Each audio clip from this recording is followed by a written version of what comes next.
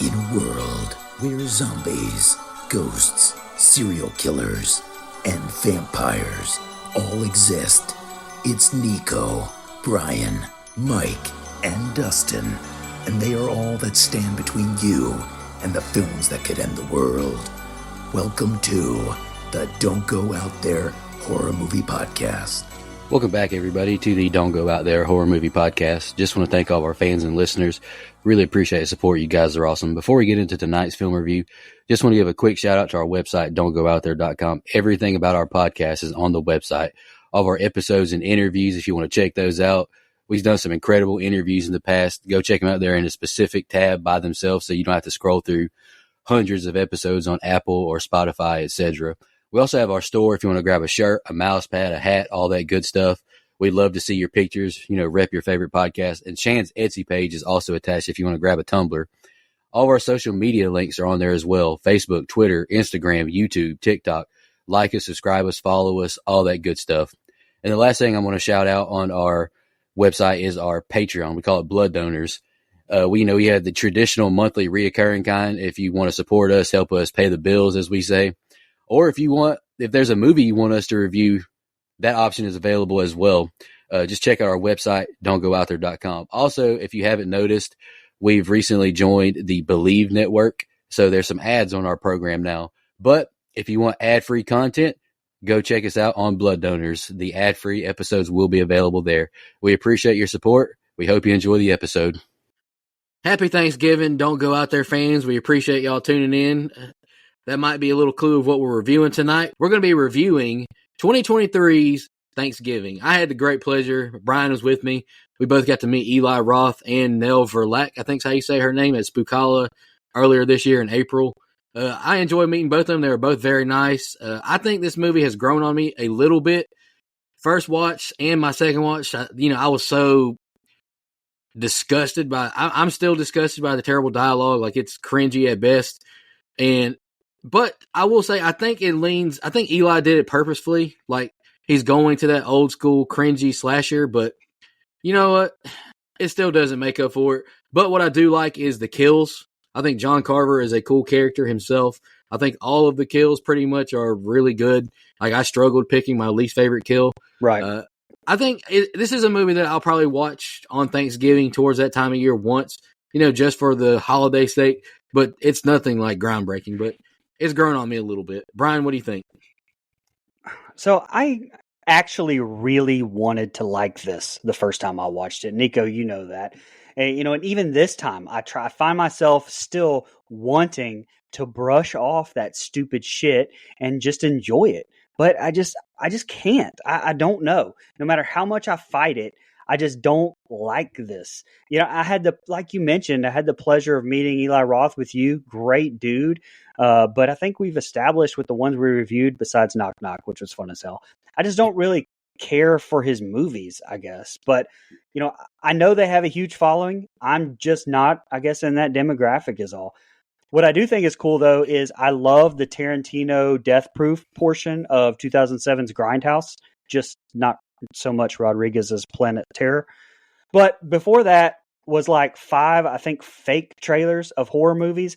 And since then, 3 of them have actually been made into real movies, this being one of them, which, if you can, go watch that original trailer because it's way worse than what actually ends up here on film. Some of it's absolutely nuts. Like, they couldn't have made it. It would have been NC-17 easily. Machete and Hobo with a Shotgun were the other 2 as of 2024 for reference to be made. But that's cool as hell to me. And I'm picking Death Proof as soon as I can fit it into a theme. So you guys will see that if you haven't already anyway. But anyway, sorry for the ramble. I'm just not a fan of this one particularly. I'm hoping it grows on me through the years because I really want to be a fan of it. Yeah, so looking at the reviews for this movie and hearing just the general consensus talk about this movie, I must have watched a different movie than everyone else because the one I watched had very few, if any, redeeming qualities. The dialogue and the acting was pretty bad. The kills were ridiculous. Some of them were good. Some of them were just, come on, bro. And the twist was ho-hum to me. I'm not a fan of this movie at all. The first time I tried to watch it was a few months back. And I didn't even make it, not even halfway through. I was like, oh, God, this is awful. And when it was thrown out there, hey, let's do Thanksgiving for Thanksgiving, I mean, yeah, it makes sense. I'm just glad it's out of the way and I don't have to watch it ever again. Hey, fair enough, brother. Let's jump into the scene by scene. The film starts in Plymouth, Massachusetts on Thanksgiving evening. Sheriff walks up to Mitch Collins' house breathing like Michael Myers. Amanda seems quite friendly to Sheriff Eric as they sit down at the dinner table. Kathleen gives Jessica hell over her attire as Thomas joins them a little late. Thomas tells the table that the store will be opening for the first time on Thanksgiving. Mitch is asked to come carve this terrible-looking turkey, but he's heading to work as Grandma says the store shouldn't be open for Thanksgiving. 2 security guards are tasked with stopping an angry mob in the works ready to shop until they drop. Evil buys tonight, dare I say? Bobby tries to comfort Jessica, saying maybe Kathleen and her dad's marriage will end quick. The two join their friends to go to the movies. The jocks talk about their sports with cringe dialogue as Evan decides he needs to buy a phone at the busiest store in the city so he can text during the movie. Like an asshole. Kid. Ryan makes moves on Jessica as Bobby takes pics with fans of his. Ryan keeps trying until Bobby pulls her away. Scott tells Ryan that if Golden Arm is around, you got no chance. The Hanover jocks talk shit to them as they head into the store through the side door. Sheriff and Amanda enter the store with some dinner for Mitch. Mitch tries to calm the crowd down until they see the group of friends in the store mocking them. 50% of the security guards goes to lock the door until the Hanover jocks takes the megaphone saying the store is open. The mob bombards the doors and the guard tries to unlock the doors until they give, and he's crushed. All hell breaks loose amongst the shoppers. Evan is recording everything for the YouTubes. Bobby goes to help the guard until his forearm is stepped on and snapped. Amanda is hit in the head with a shopping cart and has her scalp ripped off. Mitch weeps seeing his dead wife and gives out a terrible cry. The sheriff loses it and shoots a bullet into the air. Brian, I didn't describe everything because a lot of chaos happens, but what'd you think? You're good, man. So right off the bat, obviously we get an absolute homage to 78 Halloween, or as our guest host called it during one of our Halloween reviews, 1976 Halloween. But Patrick fucking Dempsey, McDreamy, Mr. Sidney Prescott himself. Fun fact right off the rip, Dempsey apparently really wanted to be in a horror movies, and his agent reached out to Roth himself and was able to use his own natural New England accent for this. Like, this is his actual natural accent. Who knew? Best acting in the movie, which is like being the tallest I know. And I don't know, can we say anymore, or am I going to have to beat that out? I don't think you can say. I don't think you God can say. damn it. All right. Kind of the same story with Gina Gershon. Reaching out to Roth, wanting to be in one of his movies. Another fun fact, I was in 7th grade when I recorded Gershon's Showgirls from Stars and sold it to Scott Congar for $20 in the locker room. So, hey, what can you do? Is that movie horror? That movie's horror, right? It's WHORE, yes. No, I don't know, man. It's going in. I don't remember, man. Karen Cliche as the stepmom here. Shelby from Saw 6. Listen to Saw 6 review, don'tgooutthere.com, and soon to be friend of the show. A little hint for an upcoming episode. But to the actual movie, awful dialogue. And I mean, it really is. I'm sorry. This whole friend group, who includes Addison Rae, by the way, she's some sort of social media personality. No idea. You guys will have to talk about her. But look, Paul don't know nothing about Addison Rae besides she has a drink. Probably one of the best actors in this. I'll say that. But the dialogue is God, you mentioned it, Dustin. It's bad. And that's just the fact all the way through, like has been mentioned. Last thing, the Black Friday scene, definitely the most memorable set of scenes in this movie. I actually saw this scene on Twitter X way before I saw the movie. But Roth said, quote, I wanted to just show the perversion of the holiday. One that's supposed to be people being thankful for what they have, but it's turned into people being so thankful that they eat dinner and then go trample their neighbor for a waffle iron.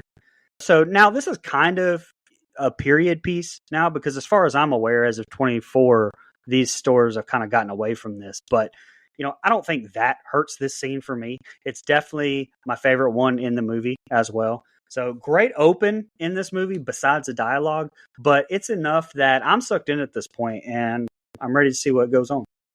Yeah, I actually like the first person perspective we get right off rip with the breathing sounds included. Gives major Halloween vibes, but it also gives a major spoiler if you're quick on your feet and put 2 and 2 together. Exactly.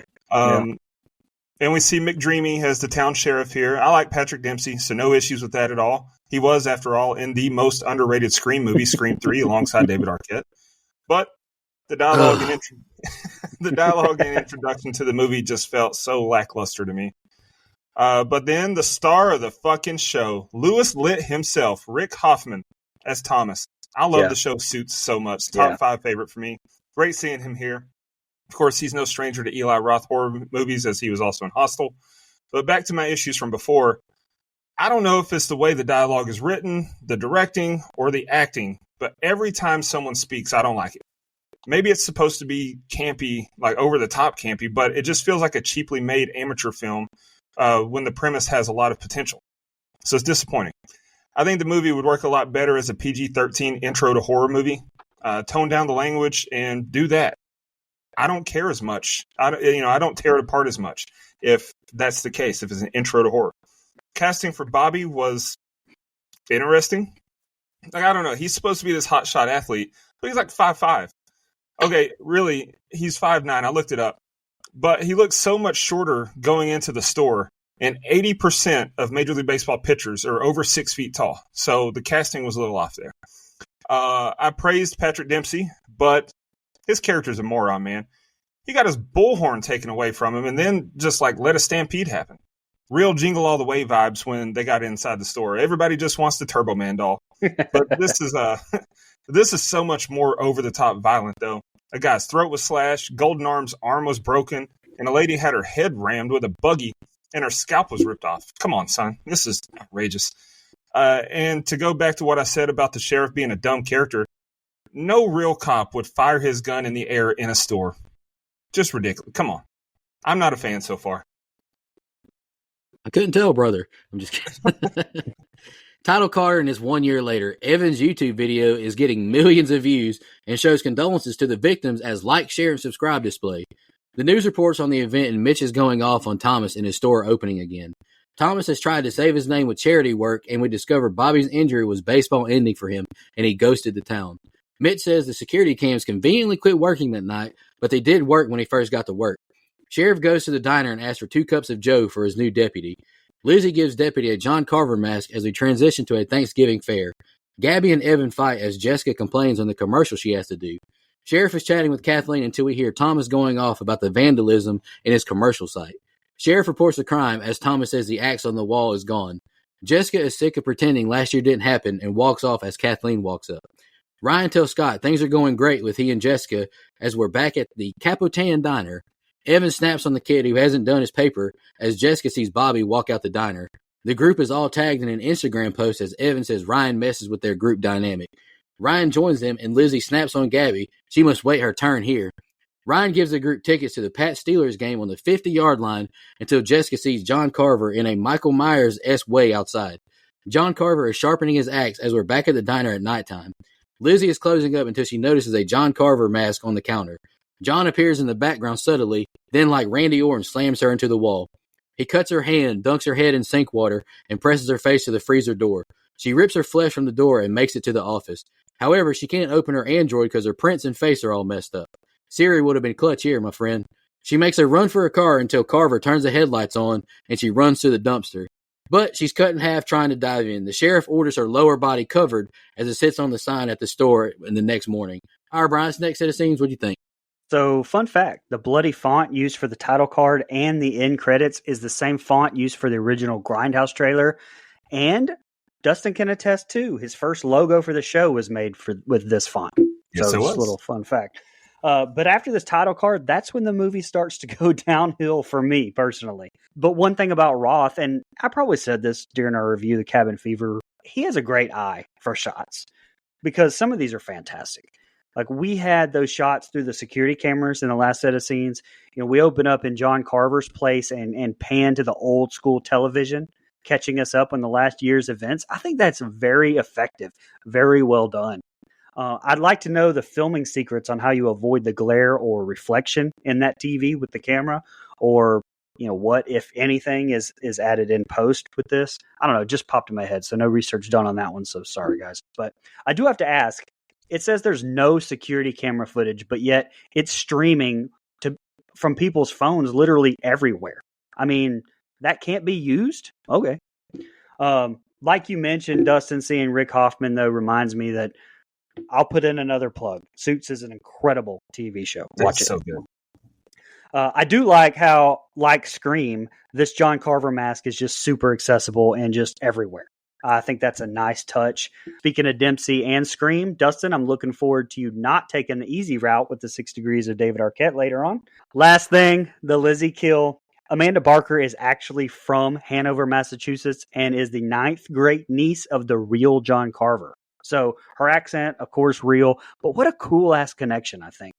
And just listen, I said this during one of the Saw reviews. If my hands are even a little wet, I can't touch ice. It makes me just freak out. It makes me freak out right now just even thinking about it. So Carver sticking her face to the freezer, fuck, that one messed me up like a lot. It makes me just cringe.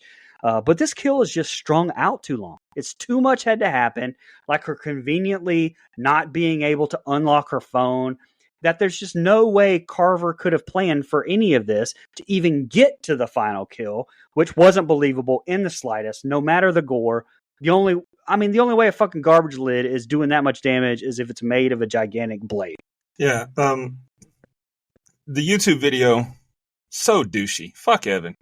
Like, not just to record it, but upload it too. And I know he says later on, I think that he didn't upload it, but whatever, man. Still, fuck him. That's one of the problems with society these days. Something tragic's happening. Your first instinct is to pull out a phone instead of help. Anyway, I swear Eli Roth tries to one-up himself with the most uses of the F word every time he makes a movie. I don't mind the word, but when it doesn't seem natural, it sticks out like a sore thumb. This movie dialogue is chock full of forced fucks. The rude-ass waitress annoyed me, but it is extremely rude to stop her as she's carrying food to another table to say, we're ready to order now, so offsetting penalties, replay the down. When she's attacked, though, look, I've been in the back of restaurants. I've never seen a freezer that was that cold on the outside. No way her face would have stuck to it like that. But even more ridiculous, her body was cut in half by the dumpster closing. Give me a break, Mean Gene Okerlund voice. I'm powering through. Powering through. At school now, Evan asks Jacob for his history paper. He doesn't pay him and says he's got him next week. Broke boy dating Addison Rae. All right, then. John Carver tags the crew again in the pic of dead Lizzie, and they notice their names at the table. The press hounds Sheriff as he meets with the detective. They check the security cam as Thomas says they aren't closing the store, but he'll hire more security instead. Scuba goes to slide into Carver's DM, but stops. McCarty stops in front of them in his business truck, offering to sell him guns, and we get our second Mark Cuban reference. Jessica meets with Sheriff and Detective to help identify people as the others tell the deputy about being tagged in the post. Jessica exits and sees Bobby. He denies being at the diner, and the two catch up on a walk. Bobby apologizes for blaming her for what happened.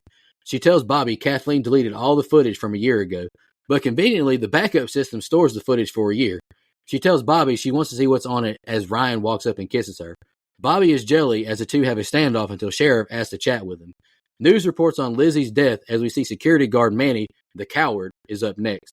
He tells his cat he's going to the Dominican Republic until he notices the passport he just put down is missing. He looks for it until we hear a creak in the floor. Manny grabs a baseball bat after seeing a Carver mask on his couch. He talks shit until a turkey carver is stabbed into his core. Carver then cuts his head off swiftly with some piano wire, I assume.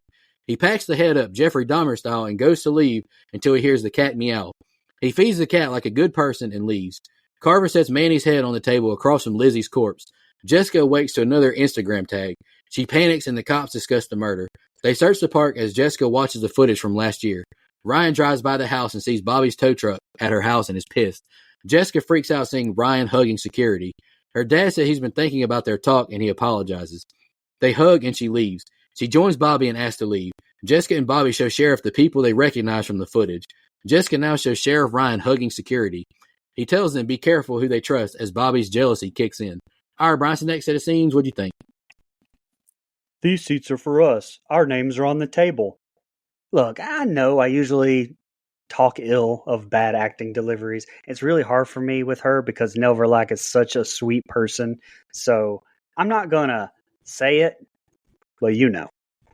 And I'm sorry. I know I'm a broken record with this dialogue. I mean, I think we all are, but it's so bad that And I know you said it might be on purpose, but to me, it's not like older B horror movies where it's like easily blown off, or even in a good campy way where it's endearing.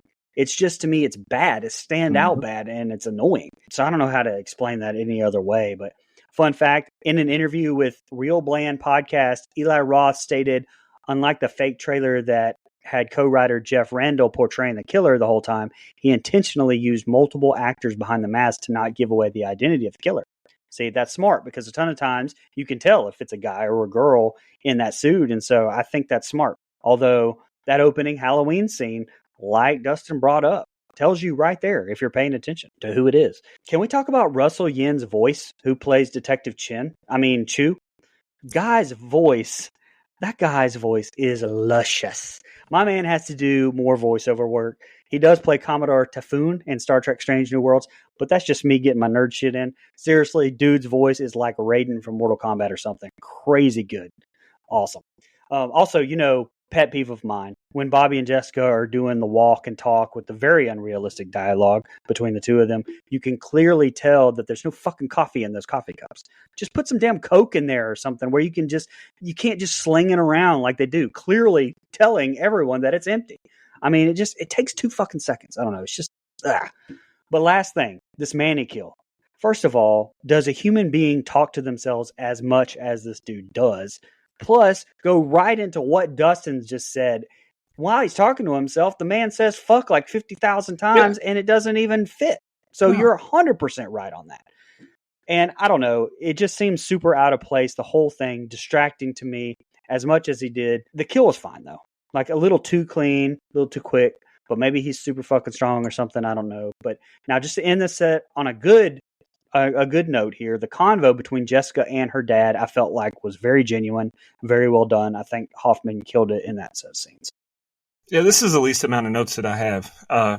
Bobby blaming Jessica for his injury, that's dumb to me. Pretty lazy way to get them to have an added layer to their relationship. It just didn't work. The fake tough guy security guard's death was decent. He annoyed me, and an electric knife to the gut and then getting his head cut off, that was solid. But his decapitated head didn't look the best. Definitely looked like a prop to me, at least. And then, I'll take care of Ryan today. Okay, tough guy. Make a threat in front of the sheriff. Smart. That's all I got. I don't know, man. Not getting any better. Back to class, and Evan reads aloud. The teacher snaps, saying she wrote that for her blog, and Evan is fuming at Jacob. The group assembles, discussing Ryan knowing the security guard. Scuba and Evan says the only ones they can trust are each other, but not Bobby. They start theorizing on who it might be. Jessica's phone rings but doesn't answer it. It's Ryan, who is dressed up as a pilgrim, but it's for the parade. Ryan and Bobby encounter each other, and there's tension amongst them. Ryan says he'd knock his teeth out if he wasn't leaving soon, but Bobby tells him he's not fucking leaving, like Jordan Belfort. Weightlifting coach and Amy sneak off so she can show him her trampoline skills. She begins stripping until Carver spins his head around. Carver kills Amy with knife stabs to the trampoline, and I'm not really doing that kill justice, but it's pretty cool. Evan snaps, hearing the game's been canceled. Jessica goes into school after being told to go home as Evan and Gabby walk down the hall. Carver ambushes Gabby and Evan and takes her phone, asking her to come here. She reads to them, calling Gabby's name. She hears a text notification and finds the phone. She dodges an axe wipe and a chase scene now with Carver down the hall. Jessica hides in the hairstyling classroom. This is a bougie-ass high school. She blends her head in with all the dummy heads and reaches for some scissors, but accidentally knocks over some hairspray.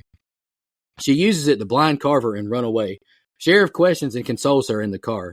Bobby runs up and asks if she's okay. Jessica gives Ryan a hug and accuses Bobby. The two begin beefing, and Ryan says he was getting Adderall. The two squabble, and Sheriff breaks it up. Jessica snaps, saying she doesn't want to see either of them.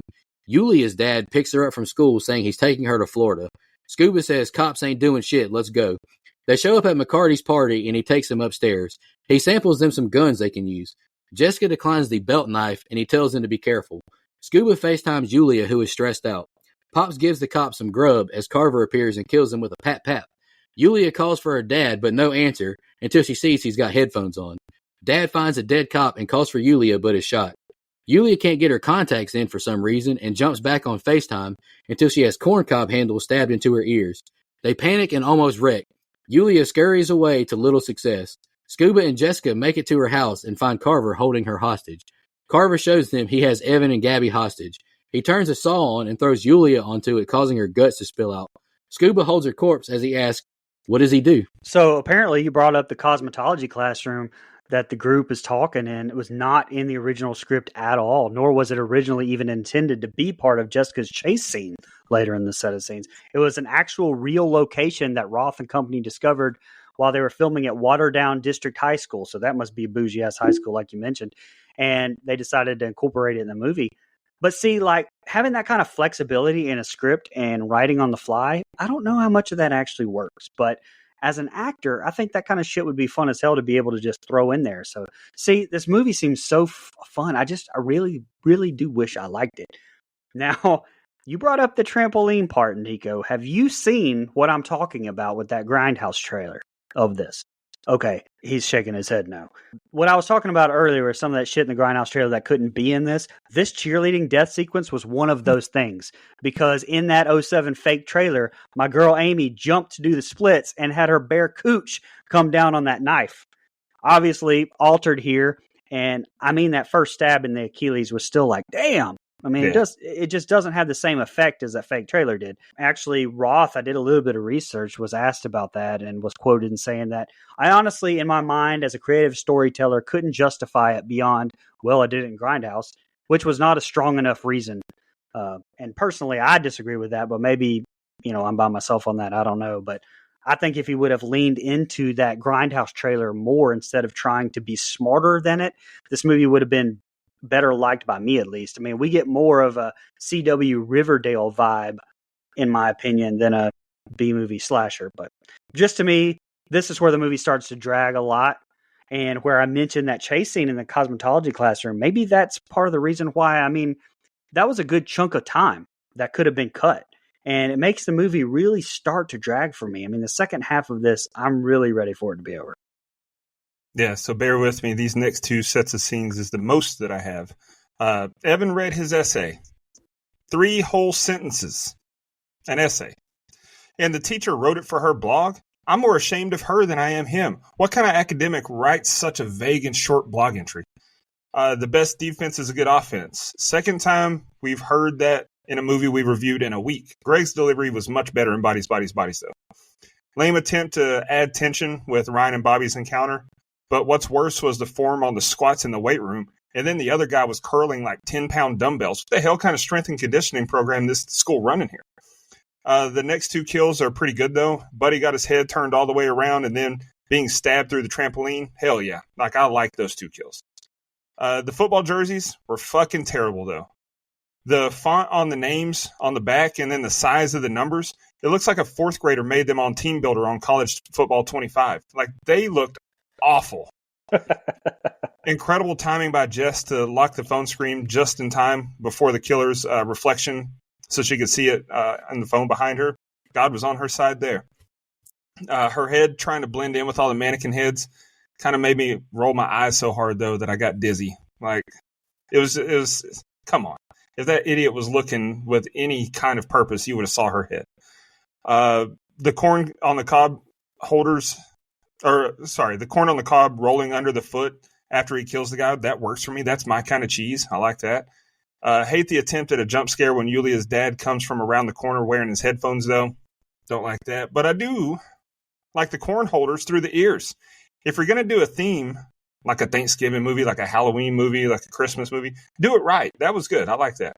But her falling on the table saw and then just laying there was stupid. She wouldn't have just laid there. Like, no.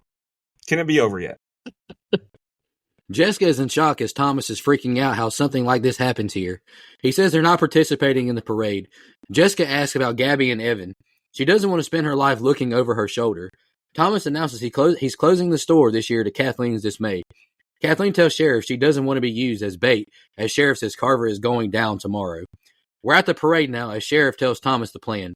McCarty gives Jessica a ring from his dad who wore it in Iraq for good luck. Parade commences like normal until Jessica starts seeing a lot of John Carvers in the crowd. Mitch and other protesters stop the parade briefly until a guy in a clown mask decapitates a turkey mascot. All hell breaks loose until LaBelle gets them into the cop SUV. The clown stuns them and tranquilizes them. Kathleen awakes in Carver's lair and he begins basting her with butter. He begins salting her body until he walks away to warm the oven. Carver burns his mask on the hot stove and notices Kathleen is missing. She hides in the room and our cat and mouse starts. Oven timer goes off and she takes off to a new hiding spot. She makes it upstairs and sees she's basically trapped. The body in the fridge grabs her and begs for help. Kathleen grabs a bottle and hides again, but John spots her bloody footprints. He turns away but stabs through the wall with the pitchfork. She makes a run but throws the pitchfork into her back. She awakes in the oven and is cooked alive. John opens the door and stabs a thermometer into her arm. She fights and screams until she dies. The news is reporting from the sheriff's department as a crowd of angry people form. Detectives find the movie stream from Carver and the kids at the table. The cops arrive to the park and they don't see anything. Jessica awakes and sees her friend and dad at the table. SWAT raids the tunnels underground, but they find the phone watching the monitors a la Saw 2. Carver uses a voice modifier and reveals the cooked Kathleen on the table. Carver gets blood from the cheerleader's neck as he circles the table.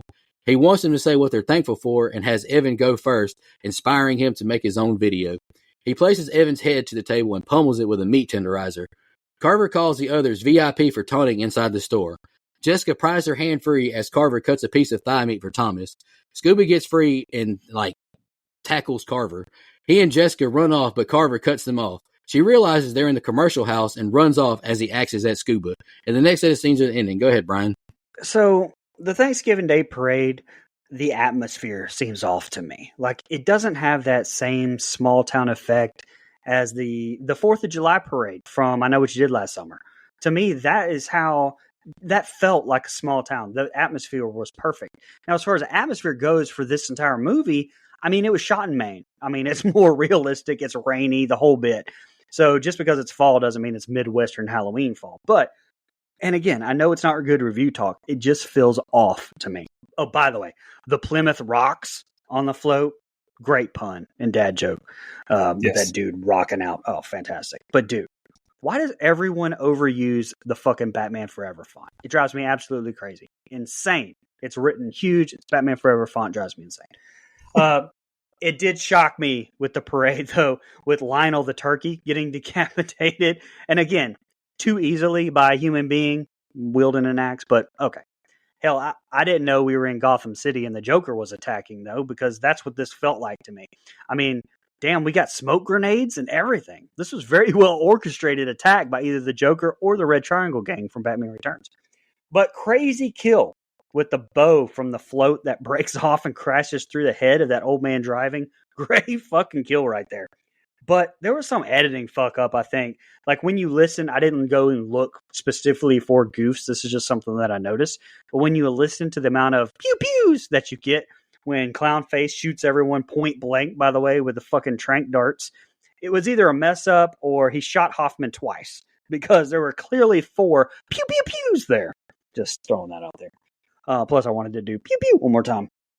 But Karen's death cooking in that oven, very well acted from, hopefully, friend of the show, Karen Cliche there. Now, the part of that I disliked very much so was the thermometer popping out at the end. Fuck out of here with that. That's some scary movie spoof franchise kind of stuff. I mean, it's not, that shouldn't be in this. Even a B movie to me, it's just, I don't know. I'm ready for the ending. Yeah, this is the most that I have, so Lord bear me strength. Plymouth Rocks is a funny pun for the parade. Good shit, like you said, Brian. I love that. This shit is like Scream in the way that I don't know how the police didn't ban those masks. Like, it annoys the hell out of me that all these other idiots would be allowed to run around in the same mask a known killer has been wearing. But at least the killer wore a different mask for the next kill. Throw us off a little bit. He swung that axe in a way that made me proud as fuck. Chopped that turkey's head smooth off. But why the hell was he allowed to just walk off freely? A few smoke bombs that didn't even affect his visibility, and he's out of there? Be fucking for real. The guy driving the truck, he had a rough death. He wasn't even killed by the killer, but he got a boat through the back of the dome. Sheesh. When Thomas is shot with the trank dart, why did his hands stay up covering his ears? Wouldn't he have gone limp? Like, that's so funny to me. He's got his hands covering his ears, then he's like, oh, I'm asleep now, but my hands are still up. Come on, bro. When the killer was glazing her on the table later, I fully expected him to pull out a turkey baster a la Don't Breathe. Thankfully, he didn't. That's not the direction we went here. Decent tension, finally, as she's trying to navigate her way out, and a good jump scare as he rammed the pitchfork through the wall right next to her face. Being cooked like literally being cooked, has to be the absolute worst way to die. But I did laugh when he jammed a turkey timer in her. I think we disagree on that, Brian. I thought that shit was funny. The sound of his voice, annoying as hell. But god damn, he smashed Evan's head in. He sucks, so I'm not mad about him dying. Pretty fucking sick when he sliced a part of her leg off and then tried to get Thomas to eat it. Not only was it disgusting in principle, but it looked nasty as fuck. And now in the film, at the dinner table there, Kathleen's shown cooked wearing her pilgrim dress, but in the Blu-ray extras, there's an alternate version, briefly seen. In it, you see the cooked body of Kathleen nude, with her groin area removed and stuffed with stuffing. So there's that. Holy shit. Please, just let it end already. We're going to have to ask her about that. I'll let you do that, brother. All right, here's the ending. Carver chases Jessica through the woods, but she makes it over the fence just in time. But she hurts her ankle on the dismount. She finds a cop car in the streets and a knocked-out sheriff. She takes his gun and pursues after someone who goes into the parade float warehouse. Carver appears, then we see Bobby. She's in shock, then Sheriff arrives taking the gun from her as she tells him it's Bobby. Shots fire and he exits the building saying he shot him, but he got away. Pete brings Sheriff the phone from the crime scene. It's Bobby's. Pete tells Jessica her dad, Gabby, and Scuba will be all right, and they leave. Sheriff tells her she's very brave. She asks for a minute to catch her breath, and he exits the room. She pulls leaves and stickers off her pants, and when Sheriff enters the room, she notices the same shrubbery on his pants and shoes. She's in shock, saying she's not feeling well. He goes to leave the room, then pulls the door shut, realizing she's figured it out. He puts gloves on as she backs away. He reveals what he did to Bobby and thanks her for his help. She asks, "Why are you doing this?" He tells her he lost someone that night too. He had been having an affair with Amanda and she was pregnant. He pulls out a syringe and she says she's thankful for the service in the room, revealing she was live the whole time he admitted to the murders. She runs for the axe, but he throws her to the ground. Bobby appears right outside the room while a 100-mile radius manhunt occurs, throwing something through the window, stopping him. Sheriff loses it, hacking away at everything as Bobby distracts him and they run for the truck. Jessica turns on the oxygen tanks to inflate the giant turkey before jumping into the back of Bobby's tow truck. Sheriff frees a trailer that rolls into the truck, stopping them. Sheriff attacks Jessica in the back of the truck until he falls out. Sheriff tangles the cable up so they can't drive away. Jessica loads up a musket and shoots the turkey, causing it to explode, and yells, "No leftovers." Place ignites as they drive off. Emergency help responds as Bobby consoles her and to tell Ryan he's a dick. Firefighter tells detective Sheriff's body wasn't found, wondering how someone could survive that as a mysterious firefighter walks by. Kind of gives me some Halloween H2O resurrection vibes, maybe. Jessica awakes and is creeped out, checking the closet as an ablaze Carver grabs her from behind. Jessica awakes for real in bed from her nightmare. All right, Brian, that's the ending. What'd you think? Jesus Christ. That what was that dad joke made at the end? But it reminds me of the Thanksgiving was No leftovers? no leftovers. Yeah. Nice tits, bitch. The ending to me just drags on. Like I think there's too much. It feels like it will never fucking end. I mean, carving Kathleen to try to feed it to them doesn't even seem in character for who we find out the killer even is. Like, that was gross, yeah, but it felt out of place. Like, it was trying to be a Texas Chainsaw movie, and it just didn't fit to me. Trying to be terrifying. Something. For all the complaints, I do think that there's some great dialogue between Dempsey and Nell here during the reveal. But on the flip side of that, we didn't need any of it past it's like fumbling on the 1 yard line. It's kind of funny when you think about it. Just say that and move on. We don't need the evil monologue trope. And again, I don't mind the ending. I like the detail of Amanda being pregnant as well. I think it adds even more to understanding the sheriff's motives. Her live streaming was a nice touch as well. But again, we think it's over. And again, we get another drawn out chase scene after, coupled with a nice cherry on top of Jessica stopping Newland's axe blow with a fucking old gun. Just the sheer force of that. I mean, it's just, never mind. You don't need explaining on why that's ridiculous. It just went on too much. Have it end with the revelation of the live stream. Have him arrested. That way you don't need this surviving or not surviving the Halloween 2 explosion. Just my 2 cents. Pretty good determination and focus from Jessica not to fall when she climbed down and rolled her ankle. I know that hurt like a bitch. Then when the sheriff went from dead to full of energy with no explanation or reasoning, what the hell? But what the fuck you mean you think you shot him? Got to be top 5 worst cops we've ever seen in a movie. Dewey would never. Oh, That's why he's the fucking killer. Loud groan. Then the tired trope of something happening with the vehicle and they can't get away cleanly is one thing, but I'm supposed to believe that this full-grown man, that's a sheriff, swung an axe while standing, and a high school girl was able to stop it by holding up a gun. Like, fully Thank you. No issue. Thank you. No giving her arms. Give me a break, Mean Gene voice again. That was ridiculous. Her nightmare at the end was appropriate because this whole fucking film has been a nightmare. Now, there is a random post-credit scene. I didn't see it. I didn't know there was one either. So there's a random post-credit scene where Thomas hugs his daughter, and they say they love each other. And then he breaks the fourth wall and flips off the camera and crew, and everybody laughs, and then it cuts. Like, it didn't add anything, but it was just worth mentioning because I was finishing my notes as the credit rolled, and I happened to see it. Like, it's at the very end of the credits. So it's just a blooper or something. I'm just. Well, it is a blooper, but it's not because that scene didn't happen like that. So it may be a blooper from a deleted scene or an alternate ending. I don't know, but yep, that's how the movie actually ends. Thank God it's over. Hey, don't worry, brother. There's another one in the works. Anywho, let's jump into our social media comments and questions. I'll knock out the gram first. Dana Tucker 48 commented, first watch, meh. Rewatch because of y'all. Kind of enjoyed the shit out of it, TBH. So thanks and happy Thanksgiving. Happy Thanksgiving, Dana. Dale _Milburn commented, considering the hype around this film and the director, were you and the guys pretty underwhelmed with this movie? Yes. I thought this movie could have done a lot better, and do you think it will become a franchise? Franchise? I don't know, but there is a sequel in the works, allegedly. Jordan Zager commented, I haven't seen this yet, but it can't be a worse Thanksgiving movie than Thanksgiving, right? I mean, it's a better movie, but which is more fun? Maybe Thanksgiving, honestly. Yeah, which would I Thanksgiving is fun. watch? Absolutely, no. Thanksgiving. Not me. You just got stuffed, bitch. That movie is fucking awful. Gobble, gobble, motherfucker. Dude, it's so funny, though. It starts off with a titty on screen. It's great just... all right. It's great just quoting it, but shit, to watch it, God, it's awful. Well, yeah, but that's because that movie knows what it is. Like, it's a low-budget, supposed to be stupid movie. I don't think this one is. I think this one's supposed to be a more of an homage to be horror, and it turned out just to be ridiculous.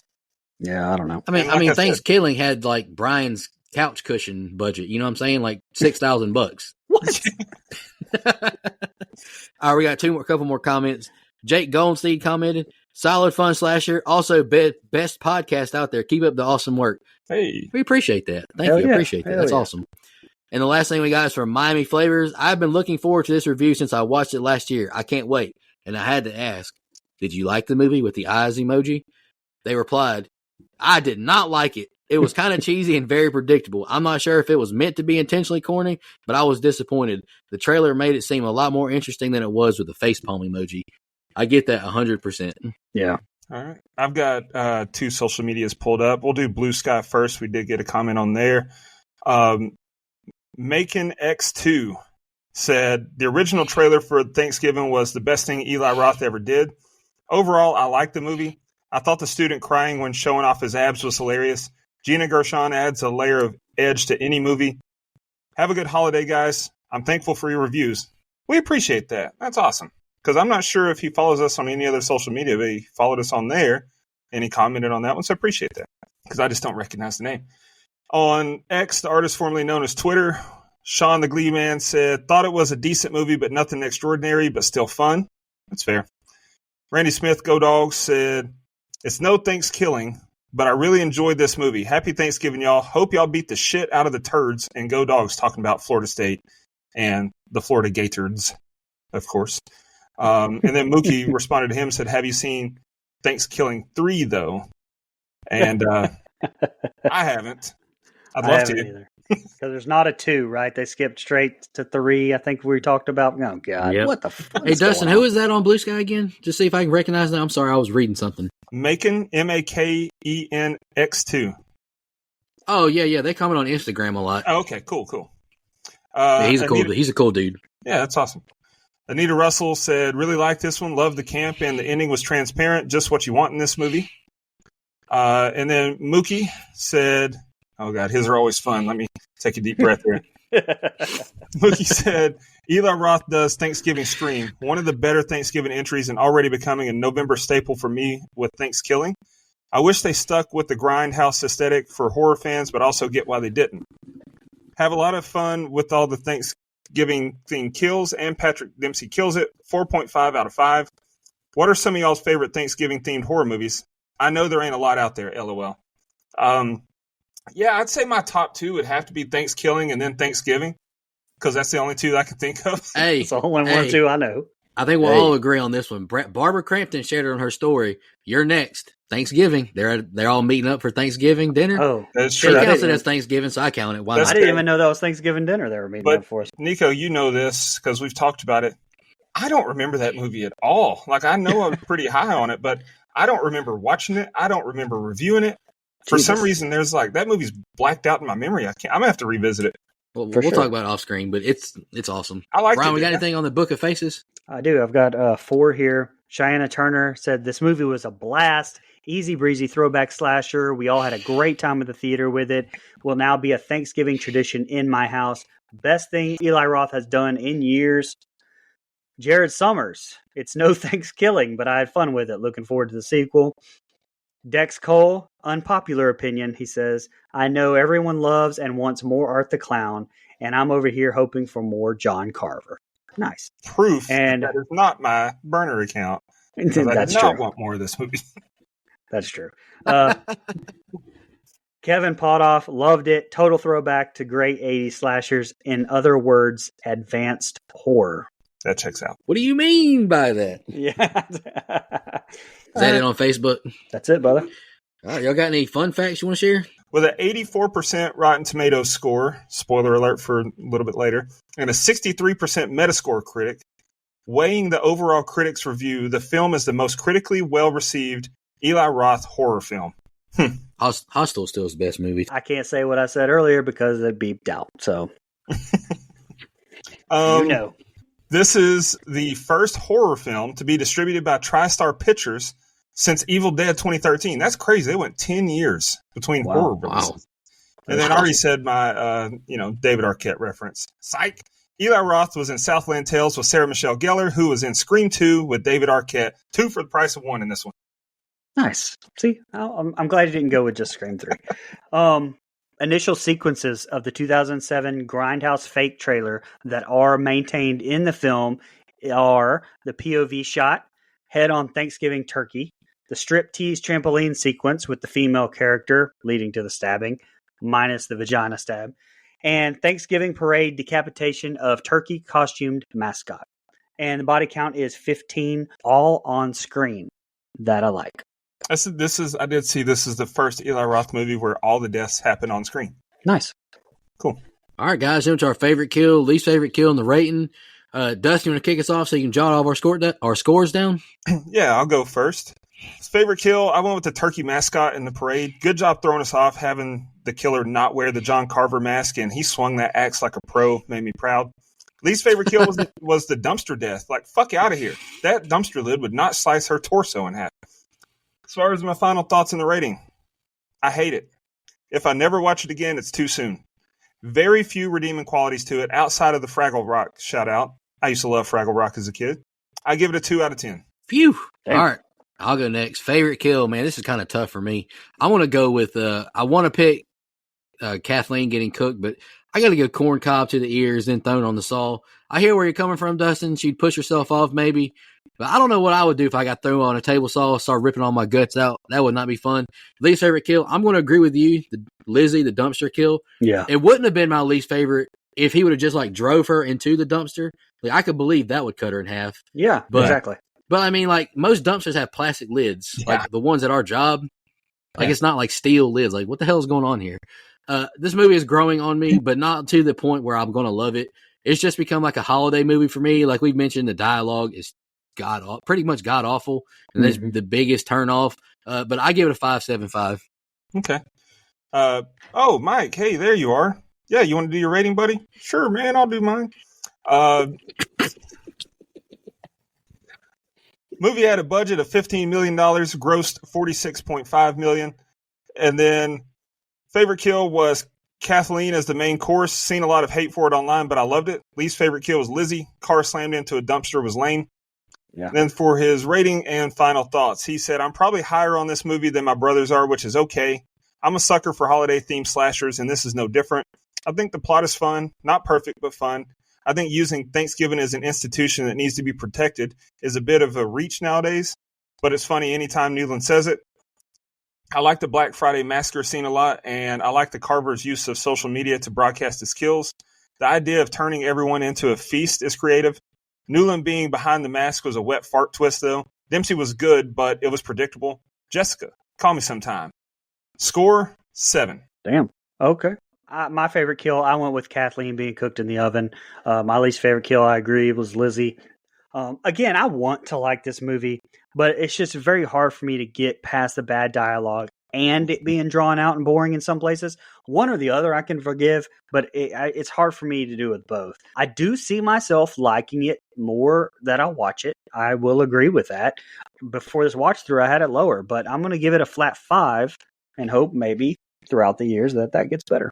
All right. That puts us at a composite score of 4.9375. IMDb has it at a 6.2. Rotten Tomatoes, 84%. Letterboxd a flat 3. Damn. All right, fair enough. You guys got any final thoughts? Right, shout out to our blood donors, and I'll announce a blood donor pick we have for next week. All right, blood donors, really appreciate y'all. You take a big burden off of us. Legendary blood donor Dana Tucker, we really appreciate you, Dana. You're awesome. Final girl donors Christina Tower. We did Happy Death Day. We'll be releasing that soon. And next week we'll be doing Jenny Conway's final girl donor pick of Creep from 2014. I'm excited to hear what y'all think about that one. That's a unique movie. Camper Level reoccurring, Nina, the Horror Movie Crew podcast, Alex Seligson, Steve Schmidt, Michelle Mirza, and Chris Manley. Camp Counselor reoccurring are Edwin Hernandez Gunn, Joe Swinford, Adrian Aiello, Brian Samick, Andrew Ferguson, Brooke Maley, Heather Superdoc, Jennifer Davis from Too Close to Home Pod, Dana Tucker, Cole McAlexander, and Max K. And you know what? I just decided to be spontaneous. Blood donors, I got a bunch of duplicate Blu-rays just from buying steelbooks or collector sets or whatever over the past couple of years. I'm going to give y'all some Blu-rays. We'll put a list up. If y'all want any, Absolutely. we'll give them to y'all. But you got to take at least like 4 of them. I can't be shipping one per person. Like shipping's like $15 a piece for Pete's sake. All right. Any final thoughts, guys? No, these we really appreciate this blood donors. Obviously, they're going to get a lot of early content coming up over the next probably 4 or 5 days that won't be released for a week or two. So, hey, get on over there, and it's $5 for the lowest tier. Absolutely, and you still get early access to everything. Ad free. We appreciate y'all listening, and we'll be back next week. We hope y'all have a happy Thanksgiving, spend time with your family, watch some football, eat some dessert. Y'all have a good one, or whatever y'all do outside the United States. Y'all have fun too. Come sometime. Jason X. Mike's here. Just want to remind everybody. Don't go out